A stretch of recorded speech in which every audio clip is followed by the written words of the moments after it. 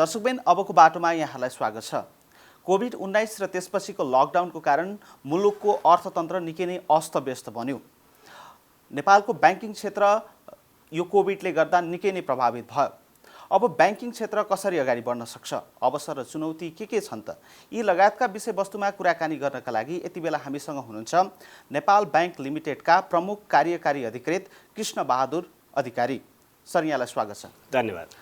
Nepal bank लिमिटेडको इतिहासको कुरा गर्ने हो भने नेपालको सबैभन्दा जेठो ब्याङ्क 1990 को भूकम्प गएको 4 वर्षपछि स्थापना भएको र त्यस पछाडि दोस्रो विश्वयुद्ध, 2007 सालको परिवर्तन र त्यसपछि मात्रै राष्ट्र ब्याङ्क स्थापना भयो। 2047 सालको परिवर्तन, 2063 सालको परिवर्तन र 2072 सालको भूकम्प, यतिका इतिहास सँगै बोकेर हिँडेको नेपाल ब्याङ्क लिमिटेड अहिले कोभिडको बीचमा जुधिरहेछ। ती अवस्था र अहिलेको अवस्था कुन बढी जटिल छ? नेपालको बैंकिङ इतिहासमा एउटा जननी ब्याङ्कको रूपमा चाहिँ नेपाल ब्याङ्कलाई लिने गरिन्छ। सम्भवतः सङ्गठित संस्थाको रूपमा नै नेपालमा यो दोस्रो संस्था हो। विराटनगर जुट मिल 1994 मा आयो अनि त्यही वर्ष नै नेपाल ब्याङ्क लिमिटेड पनि आएको हो। विगतको घटनाक्रमहरू चाहिँ केही क्षणिक रूपमा रहे होला, यति लामो असर चाहिँ कुनै पनि बेला चाहिँ परेको थिएन हो। कुनै बेला जनआन्दोलन भयो होला, कुनै बेला चाहिँ अब तपाईको केही कुराहरू समस्यामा आयो होलान्, त्यतिखेर भनेको क्षणिक रूपमा भएको चाहिँ हो। राष्ट्र ब्याङ्कको अस्तिकै प्रतिवेदन हेर्ने भने 6.5% चाहिँ विप्रेसन घटाएको छ।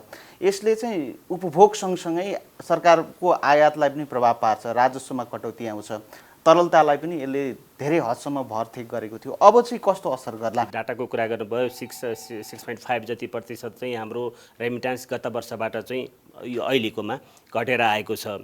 आयात घटेको छ।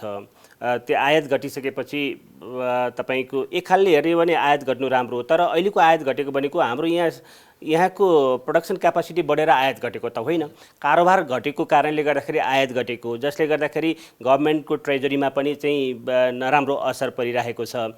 र यी यावत कुराहरूले गर्दाखेरि ब्याङ्किङमा पनि एउटा चाहिँ लिक्विडिटीको चाहिँ त्यसको नेगेटिभ इम्प्याक्ट त अवश्य पनि पर्छ। यो अहिले लकडाउन भएदेखि अहिलेसम्मको कुरा गऱ्यो भने हामी लिक्विडिटीमा फ्लस छौँ। तपाईको चैत्र मसान्तमा कुरा गऱ्यो भने नेपालको ब्याङ्किङ क्षेत्र भनेको 76% सिसिडीमा थियो।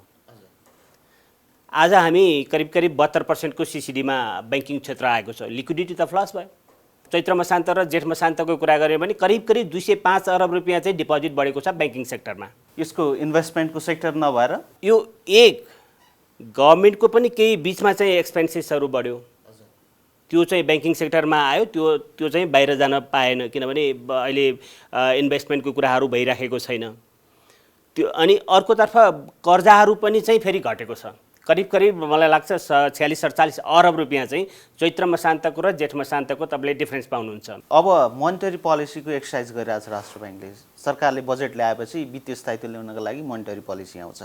अब यसमा चाहिँ सिसिडी रेसियो, एसएलआरका कुराहरू हुन्छन्, यसमा केही चेन्जेस ल्याउनुपर्छ, के देख्नु भएको छ? अहिलेको नेपाल राष्ट्र ब्याङ्कले चाहिँ जस्तो सिआरआर घटाएर चाहिँ तल आएको छ, 1% डाउनवार्ड रिभिजन गर्नुभएको छ। एसएलआर चाहिँ हाम्रो 10% छ। अब तर सिसिडी चाहिँ 80% भन्ने खालको जुन कुरा छ नि, अब त्यसमा अलिकति रिल्याक्सेसन चाहिँ जस्तो के भने मोर देन 2 इयर्सको चाहिँ एफडीलाई 100% दिन सक्ने भन्ने खालको केही कुराहरू आएको छ। त्यसले अहिलेको इफेक्टिभ सिसिडी चाहिँ अलिकति बढ्न चाहिँ सक्छ। तर एसएलआर 10% भनिरहेको अवस्थामा सिसिडी 80% राखिराख्नुपर्छ भन्ने खालको चाहिँ मान्यता चाहिँ होइन। अब यो नेपालमा उद्योग व्यवसाय र लगानीका क्षेत्र प्रशस्त भएपछि ब्याङ्किङ क्षेत्र त्यत्तिकै फस्टाउँछ। ब्याङ्कका लागि मुनाफाको एउटा सेक्टर ती पनि बन्न सक्छन्, तर कोभिडले ती क्षेत्रलाई अलिकति पछाडि तानिदिएको छ। अब यस्तो अवस्थामा नेपालको ब्याङ्किङ क्षेत्र कसरी अगाडि बढ्छ? हामीले नेपालको चाहिँ कोर कम्पिटेन्सिज जुन छन् को ती सेक्टरहरू, जस्तो टुरिज्मको सेक्टरहरू भन्थ्यौँ, लगभग 1 वर्ष जस्तो त्यो चाहिँ थला पर्छ कोभिड सकिएपछि पनि। अनि त्यसपछि त फेरि त्यसले रिभाइभल चाहिँ ल्याउँछ, किनभने मान्छेहरू लामो समयसम्म चाहिँ बन्देजमा रहेको अवस्थामा चाहिँ यो उत्रिसकेपछि त्यसले फेरि एक खालको चाहिँ उभार चाहिँ अवश्य ल्याउँछ जस्तो लाग्छ। त्यसकारण सधैँभरि यही खालको चाहिँ तनावको स्थिति, यही खालको चाहिँ अब इकोनोमिक एक्टिभिटिजहरू डोलड्रममा रहेको स्थिति चाहिँ रहँदैन। त्यो अवश्य पनि त्यसले गति चाहिँ फेरि लिन्छ। जस्तो सर अब यो नेपाल ब्याङ्क लिमिटेडको चाहिँ यो कोभिडको बिचमा बिजनेसमा कति असर गर्यो? डिपोजिट्समा करिब 10 बिलियन बढेको छ। कर्जामा चाहिँ करिब 2 बिलियन हाम्रो चाहिँ डाउनवार्ड भएको छ। रेमिटान्स बिजनेस पनि हाम्रो घटेको छ। आर्थिक क्रियाकलापहरूमा आएको सङ्कुचन, त्यो सङ्कुचनको कारणले गर्दाखेरि अब चाहिँ बैङ्कको आम्दानीमा परेको नकारात्मक असर र एउटा चाहिँ सम्भावना के भने कतै हाम्रा आदरणीय ग्राहक महानुभावहरू, कर्जाका ग्राहक महानुभावहरूलाई यसले थला नै पार्यो भने भोलि हुन सक्ने एनपिए लेभलको चाहिँ अब भनौँ न वृद्धि, त्यो कुरा चाहिँ अब नेगेटिभ हुन जान सक्छ। तर अहिले त्यसको एनपिएको चाहिँ कुनै असर परेको छैन। खराब कर्जा कतिको बढाएको छ सर? इन्डस्ट्रीको एभरेजभन्दा हाम्रो हाई साइडमा छ। हुनु पनि स्वाभाविक छ। किन स्वाभाविक छ भने नेपाल ब्याङ्क पुरानो ब्याङ्क भएको कारणले गर्दाखेरि हामीसँग त पुराना ग्राहकहरू पनि क्यारी अन भएर आइराख्नु भएको छ। कतिपय ग्राहकहरूको चाहिँ हामी सेटलमेन्टमा अझै पनि त्यो सक्सेस नभइसकेको अवस्था छ। त्यस कारणले गर्दाखेरि हाम्रो जुन एनपिए लेभल धेरै ब्याङ्कहरूको भन्दा बढी तर सबभन्दा बढी चाहिँ होइन। अवसर र चुनौती के छन्? अब यो ठुलो चुनौती हो। यो चुनौतीको बिचमा पनि हामी हाम्रो चाहिँ स्टामिना बढाएको छ यसले। अब यो खालको चुनौतीमा पनि हामी चाहिँ भिडेर हाम्रो मनोबल उच्च राखेर हाम्रो चाहिँ कामलाई नियमित रूपबाट हामी अगाडि बढाइरहेका छौँ। त्यस कारणले गर्दाखेरि एउटा स्टामिना बढाएको छ।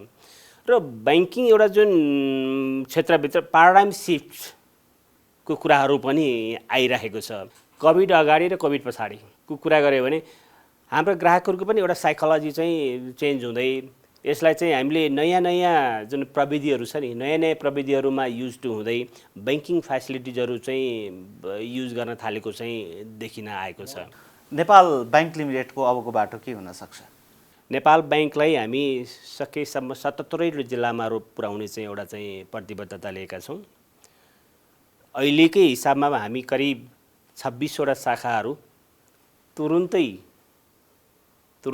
अब चाहिँ नयाँ शाखाहरू चाहिँ सञ्चालन गर्ने चाहिँ एउटा चाहिँ उसमा छौँ। हामी नयाँ मार्केटबाट नयाँ जनशक्तिहरू चाहिँ रिक्रुट गर्दैछौँ। 570 जना मार्केट फ्रेन्डली, कस्टमर फ्रेन्डली चाहिँ बैङ्कको रूपमा चाहिँ हामी परिणत गर्न चाहन्छौँ। हस्, यहाँको महत्त्वपूर्ण समय र विचारका लागि धेरै धेरै धन्यवाद। धन्यवाद।